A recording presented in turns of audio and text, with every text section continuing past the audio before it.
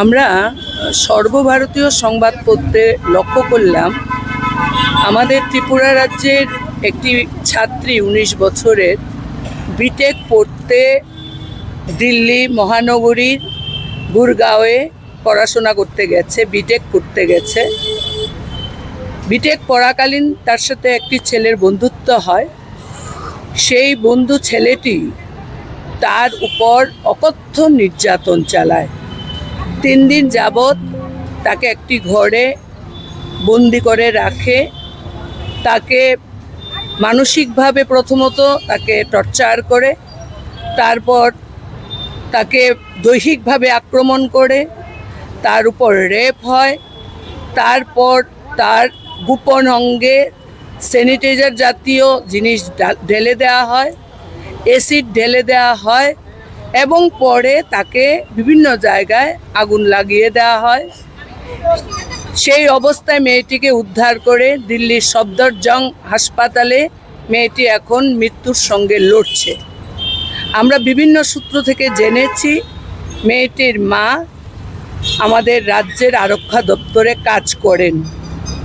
আমাদের ভারতবর্ষের নারীদের অবস্থা খুব খারাপ, নিরাপত্তাহীনতায় ভুগছে।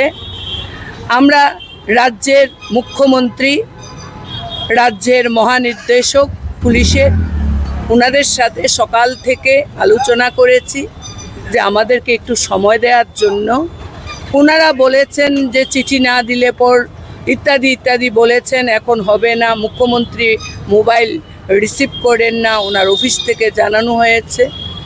তো বাধ্য হয়ে আমরা আজকে মুখ্যমন্ত্রীর উদ্দেশ্যে এই খোলা চিঠি আমরা দিলাম এবং আমরা আনন্দিত।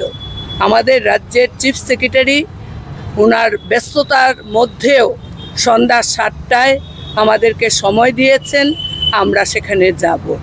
আমাদের দাবি কি? আমাদের দাবি আমাদের ভারতবর্ষের নারীদের যে সুরক্ষার প্রশ্ন, সেই সুরক্ষা সুনিশ্চিত করতে হবে, নিরাপত্তা দিতে হবে। যে ক্ষতিগ্রস্ত মেয়েটি, যে জীবন শুরুই হয়নি, তার সমস্ত চিকিৎসার দায়িত্ব সরকারকে বহন করতে হবে এবং অপরাধীর কঠোর থেকে কঠোরতম শাস্তি প্রদান সেখানে করতে হবে।